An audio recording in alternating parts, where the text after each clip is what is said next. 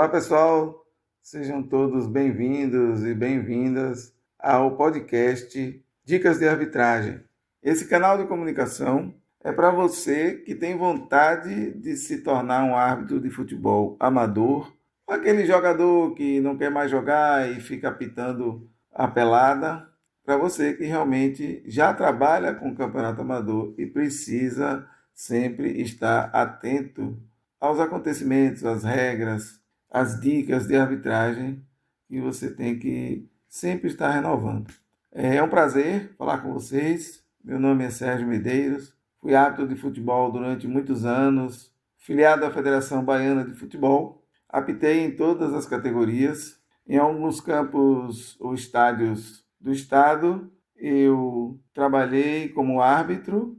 Eu atuei como atleta porque eu fui jogador júnior da Catuense e depois que eu parei de apitar, eu me tornei comentarista de arbitragem. Então, no estádio da Fonte Nova, em Salvador, no Barradão e na minha cidade, no Carneirão, joguei, apitei e comentei. Isso para mim é um orgulho muito grande, também por ter tido uma trajetória muito grande no futebol amador e uma das escolas melhores que existem para o árbitro trabalhar e aprender é o Campeonato Intermunicipal de Futebol promovido pela Federação Baiana. São seleções de várias cidades colocadas em grupos regionais e depois dos processos de mata-mata, elas vão se enfrentando até se encontrarem duas seleções no final, que pode ser de qualquer uma dessas regiões, para determinar quem é o campeão. E nesses campeonatos surgem muitos atletas para os times do futebol brasileiro e também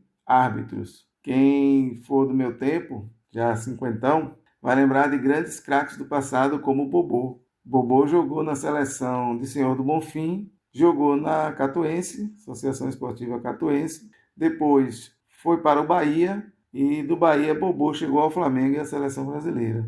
Então, e tem até uma música, né, de Maria Bethânia que ela fala um trechinho da elegância sutil de Bobô. E o torcedor do Internacional daquela época de 1988, quando o Bahia foi campeão brasileiro dentro do Beira-Rio, deve estar lembrando de quem eu estou falando. Enfim, quero conversar muitas coisas com vocês, muitos assuntos interessantes, lances de jogos. Nós vamos falar especificamente sobre as regras do jogo, explicar naquele lance o que diz a regra e vamos falar também de comportamento de jogadores, de treinadores, o que é que o árbitro precisa ter para se tornar um bom árbitro. Tem que estudar bastante, ler as regras, ter uma boa postura na sociedade e nós vamos falar de vários detalhes que você precisa conhecer para passar de um árbitro de futebol amador para fazer parte da liga desportiva ou esportiva da sua cidade, bem como ser escolhido ou credenciado para participar da federação de futebol do seu estado, federação de arbitragem do seu estado, porque para você chegar no campeonato profissional da sua cidade ou do seu estado, você precisa passar pelo futebol amador e você precisa passar nos testes físicos, nos testes teóricos, enfim, várias avaliações que são feitas ao longo da sua carreira, desde o começo que você decidiu se tornar árbitro de futebol. Evidentemente que muitos fazem por brincadeira. Como eu falei, não quer mais jogar, quer apitar um jogo para acompanhar ali os colegas no baba. Aqui na Bahia nós chamamos baba. Aí em outros lugares pelada, em outros devem ter outras denominações. Mas aí o que acontece? Então, as pessoas começam assim, mas o ideal seria que os jovens participassem mais da arbitragem. O problema é que todo mundo quer ser jogador de futebol, porque jogador de futebol, uma boa parte deles, consegue se dar bem financeiramente na vida. Mas muitos desistem no meio do caminho. Eu mesmo joguei até os 18 anos. Depois dos 18 anos, no meu tempo, o futebol não era tão valorizado como hoje. Você ficava muito preso ao clube. O passe ficava preso mesmo, né? Depois da Lei Pelé, foi que melhorou essa situação do passe do jogador. E das leis trabalhistas, é claro. Então eu decidi que eu tinha que trabalhar, que eu tinha que me esforçar muito para ser um jogador de futebol, mas eu fiquei pensando, e se depois não desse certo, eu ia viver de quê? O que é que eu ia fazer? Então, eu decidi fazer um concurso público, me tornei servidor público municipal, mas nunca me afastei do futebol. E muitos anos depois, eu me tornei árbitro, tive o prazer de aprender bastante nessa profissão, porque tudo que a gente aprende no dia a dia, a gente leva para a nossa vida, para a nossa família, para nossos filhos. Estou falando de coisas boas. E eu digo sempre que são as leis, as normas e as regras que nos conduzem na sociedade. E vocês vão ver aqui comigo que a gente vai falar de forma analógica ou em analogias, até que ponto as regras de futebol interferem na sua vida, no seu comportamento, principalmente para você que quer ser árbitro ou árbitra de futebol amador.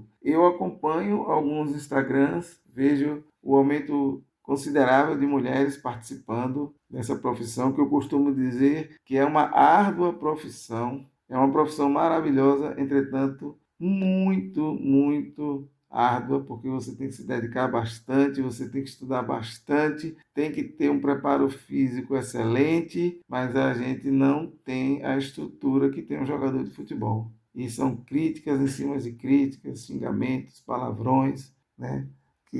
Que às vezes até desanima o árbitro. Mas por que que você está ali?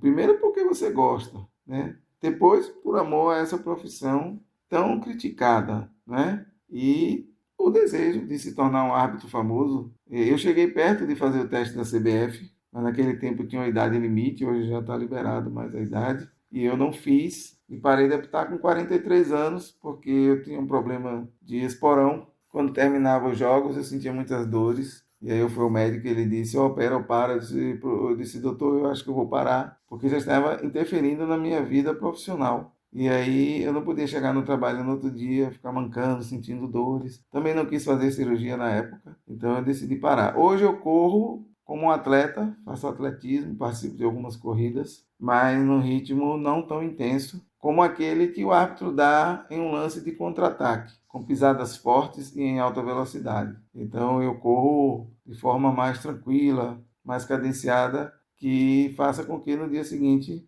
eu não sinta as dores que eu sentia depois de uma partida de futebol, porque vocês já perceberam que a gente corre muito, né? No campo de jogo, quando os atletas estão no ataque, podemos dizer que os zagueiros estão ali, mesmo se movimentando, estão conseguindo respirar e recuperar o fôlego. Quando acontece o contra-ataque da equipe adversária, o centroavante, alguns meio-campistas já conseguem dar aquela parada, porque o trabalho ali já faz parte dos jogadores ali de trás. Muito embora hoje o futebol ele está muito mais intenso, todos correm bastante ao mesmo tempo, mas para o árbitro é pior, porque os times de futebol eles contam com 11 jogadores, cada time.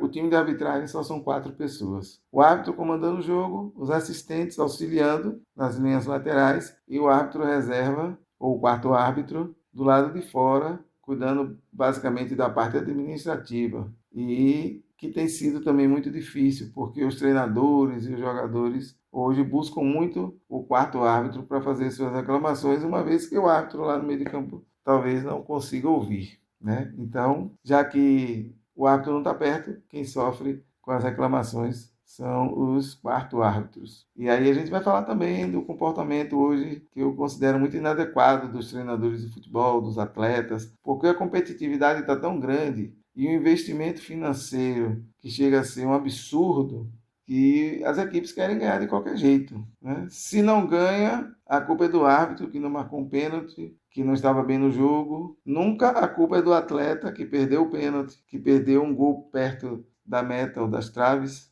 né? Ou que deu um passe errado e proporcionou um gol da equipe adversária, não. E o jogador erra e ainda vai dar entrevista contra a arbitragem. Então, gente, eu quero fazer um convite muito especial a vocês, que é para acompanhar o podcast, para a gente falar sempre das novidades do futebol, das novidades da arbitragem, das curiosidades, né, dos lances polêmicos e o que for solicitado por vocês ao longo do tempo acompanhando esse trabalho. Eu quero desde já parabenizar a todos que participam dessa loucura que é apitar um jogo.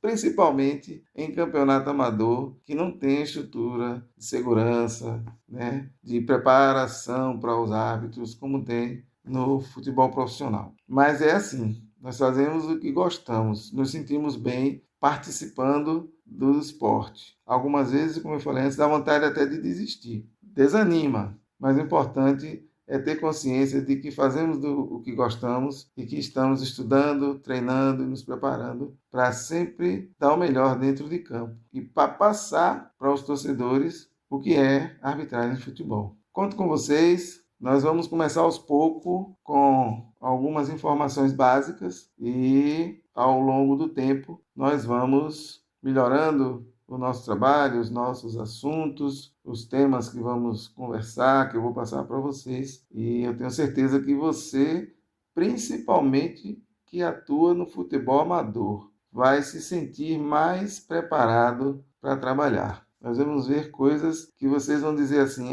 eu já sabia, isso aí é besteira. Mas na hora que você está no campo de jogo apitando, e o jogador lhe dá um grito, se você não estiver preparado psicologicamente, você vai esquecer tudo que você disse que sabe. Porque o importante é você estar sempre atento, sempre ligado. As coisas acontecem em frações de segundos. E se você não estiver concentrado, certamente o trabalho da arbitragem vai por água abaixo. Tá bom? Um grande abraço a todos. Nos vemos no próximo episódio. E eu quero contar com a participação de vocês. Valeu?